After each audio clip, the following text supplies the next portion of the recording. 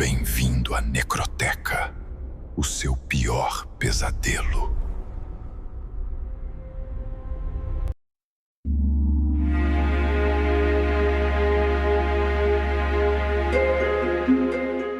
A cidade parecia suspirar com um ar de decadência, seus prédios gastos refletindo o luar fraco que iluminava as ruas desertas. No bairro abandonado, onde o tempo parecia ter parado, uma névoa suave envolvia os edifícios emaranhados de trepadeiras e arbustos selvagens. As plantas ali não eram meras invasoras, elas exibiam um comportamento que desafiava a lógica humana. Lucas, acompanhado por seus amigos, avançou cauteloso entre as sombras dos prédios antigos. O vento soprava suavemente, mas suas folhas vibravam como se estivessem murmurando segredos inaudíveis. A cada passo, sentiam a pressão do ar quente e úmido que emanava das plantas, envolvendo-os em um abraço fétido e ao mesmo tempo familiar. A tensão aumentou quando uma flor, até então apenas uma silhueta contra o céu noturno, se movimentou para enquadrar a entrada de um pequeno beco. Era como se estivesse agindo por vontade própria, guiando-os para mais adentro do labirinto verde. Cada planta parecia vigiá-los com uma atenção que não deveria ser possível. Lucas tentou manter-se calmo, mas sua fobia pela escuridão começava a se manifestar em um frio na espinha. As histórias da avó sobre a vida noturna dos jardins abandonados vinham à mente, alimentando o medo que ele tanto procurava esquecer. Contudo, seu fascínio científico e intelectual lutava contra essa insegurança visceral. "Vamos rápido", insistiu Ana, uma das amigas de Lucas, com voz trêmula. "Precisamos entender o que está acontecendo antes que seja tarde demais." Lucas percebeu que não eram apenas as plantas. Algo mais estava alterando a atmosfera do local, um pressentimento de que estavam sendo observados por uma força desconhecida e poderosa. A luz das lanternas se espelhava nas folhas, criando padrões dançantes e hipnóticos no chão. O grupo se arriscou a avançar mais fundo no bairro, cada passo aumentando o mistério e o medo que já começavam a pairar sobre suas cabeças. Conforme as noites se sucediam, o bairro abandonado começou a exalar uma aura de mistério e perigo ainda maior. As plantas que outrora eram vistas como simples vestígios da natureza urbana, agora pareciam estar despertas para um propósito oculto. A vegetação verdejante não apenas se expandia, mas também assumia formas inusitadas, como se estivesse seguindo uma direção própria e inteligente.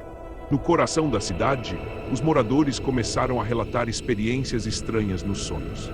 Eram pesadelos recorrentes de florestas urbanas fechando-se sobre eles, arbustos que pareciam falar em um idioma velado, e uma sensação avassaladora de estar sendo vigiado por olhares vegetais. Com o passar dos dias, esses sonhos não mais ficavam restritos ao mundo onírico. As pessoas começaram a agir sob o domínio dessas visões noturnas, tornando-se hiperconscientes do entorno verdejante e agindo de forma inesperada. Lucas observava tudo isso com uma mistura de fascinação científica e crescente medo. Ele percebia que a própria avó, em seus contos sobre os jardins noturnos, nunca havia insinuado algo tão assustadoramente real. Em sua casa modesta no centro da cidade, as paredes pareciam murar-se com trepadeiras rastejantes e a luz do dia trazia uma sensação de alívio passageiro. As jovens que antes exploravam o espaço urbano agora se tornaram guardiãs involuntárias dessa nova ordem verde. Elas caminhavam pelas ruas com olhares atentos, como sentinelas conscientes da ameaça e do chamado do ecossistema abandonado. A cidade, outrora um cenário de vida urbana frenética, agora se transformava em uma teia onde a natureza retomava seu lugar perdido. Lucas sentiu-se compelido a entender o que estava acontecendo. As conversas com os amigos tornaram-se mais frequentes e carregadas de urgência. Os sonhos perturbadores não apenas tomavam conta das noites, mas também impulsionavam uma necessidade crescente de descobrir como interromper esse domínio da flora sobre o mundo humano. Nessa atmosfera tensa, a cidade começava a reagir à situação. Rumores se espalhavam e as pessoas discutiam em voz alta nos becos e nas praças, cada um com suas teorias sobre a origem dessa consciência vegetal. A comunidade estava dividida entre aqueles que viam nisso uma forma de justiça da natureza contra o avanço urbano desmedido e aqueles que temiam o desconhecido. Lucas sabia que, se quisesse proteger sua cidade e seus amigos, precisaria enfrentar não apenas a própria fobia pela escuridão, mas também o seu ego intelectual. A natureza havia demonstrado um poder imenso, um domínio que ia além da compreensão humana tradicional. O caminho para solucionar esse enigma começaria em um lugar onde razão e emoção precisariam se encontrar. No coração do bairro abandonado, sob a luz das estrelas, num ritual esquecido pelo tempo. O ar noturno estava carregado de uma tensão palpável quando Lucas e seus amigos decidiram enfrentar o mistério que dominava suas vidas. Já não bastavam mais os sonhos perturbadores. Eles estavam convencidos de que a realidade havia sido alterada por forças além do seu entendimento. Ao se encontrarem na entrada do bairro abandonado, o grupo sentiu um frio estranho percorrer suas costas. Lucas tentava manter-se racional, mas as histórias da avó sobre os jardins noturnos ecoavam em sua mente, misturando-se com a urgência de descobrir a verdade. As folhas das plantas agora pareciam vibrar ao ritmo do batimento cardíaco dos adolescentes, como se estivessem respondendo à ansiedade que emanava deles. "Não podemos ficar parados", disse Ana, com determinação em sua voz. "Precisamos desvendar esse mistério e encontrar uma forma de reverter essa manipulação." Os amigos avançaram mais fundo no labirinto verdejante, os passos pesados contra o solo úmido ecoando entre as árvores. Em determinado momento, uma planta gigantesca cobriu o caminho, sua sombra projetada na parede de um prédio abandonado como se fosse uma cortina que revelasse novas dimensões do desconhecido. Foi quando Lucas notou algo peculiar, uma pequena inscrição esculpida em um tronco. Apesar da escuridão, a luz das estrelas refletia sobre as letras antigas, fazendo-as brilhar com uma aura quase mística. Era uma mensagem antiga, escrita na língua de seus ancestrais, que falava sobre um equilíbrio entre o mundo humano e o natural. "Isso é um ritual", murmurou Lucas, a voz trêmula de emoção misturada com medo. "Precisamos fazer isso para reverter o controle dessas plantas." Os amigos se reuniram ao redor do local sagrado, sentindo-se pequenos diante da imensidão verde que os cercava. O clima era carregado, como se toda a natureza estivesse observando e esperando por uma decisão. Lucas sabia que o ritual não seria apenas uma questão de seguir passos, precisaria do reconhecimento sincero da importância espiritual da conexão entre humanos e plantas. O grupo começou a realizar os movimentos descritos na inscrição, com cada um sentindo uma força invisível empurrá-los para a frente. As emoções de Lucas, medo, fascínio e, por fim, humildade, entrelaçavam-se, formando um vínculo que ele nunca havia sentido antes. À medida que o ritual se completava, uma onda de energia fluía entre eles e a vegetação ao redor. As folhas pararam de vibrar, como se estivessem ouvindo atentamente as palavras do grupo. A luz das estrelas tornou-se mais intensa, iluminando o bairro abandonado com uma claridade que nunca havia visto antes. Era um momento decisivo. A consciência das plantas estava sendo desafiada pela força da fé e pelo reconhecimento humano de sua importância. O equilíbrio entre luz e escuridão, razão e emoção, humanos e natureza, estaria prestes a ser restaurado, ou então, tudo poderia se dissolver em ruínas. Nesse instante crítico, Lucas percebeu que a chave não estava apenas na execução do ritual, mas também em sua transformação pessoal. A escuridão que tanto temia agora simbolizava algo mais profundo, o desconhecido dentro de si mesmo e a necessidade de aceitar tudo para realmente alcançar a verdadeira harmonia com o mundo ao redor. Com os olhos fixos nas estrelas, Lucas sentiu um alívio inesperado. A planta gigante que cobria o caminho se abriu como um portão, permitindo uma passagem segura de volta à realidade conhecida, mas também revelando o custo de sua nova compreensão e a responsabilidade que carregariam doravante. A busca por uma solução os levou até Manuel, um xamã venerado na comunidade da favela próxima ao bairro abandonado. A reputação de Manuel não se baseava apenas em suas habilidades espirituais, mas também no respeito que ele inspirava pelas antigas tradições e pela profunda conexão com a natureza. Ao encontrá-lo, os jovens sentiram uma mistura de esperança e incerteza. Manuel, com seus olhos velhos como as pedras do rio, acolheu-os em sua pequena morada feita de bambus e folhas secas. "O que traz vocês até mim?", perguntou ele com uma voz suave mas firme. "As plantas estão falando outra língua agora. Elas não apenas crescem, elas pensam." Lucas sentiu uma agitação em seu interior, algo além da pura curiosidade científica que o movia. O xamã começou a contar histórias de tempos antigos, quando humanos e natureza viviam em harmonia, sem necessidade de domínio sobre um ao outro.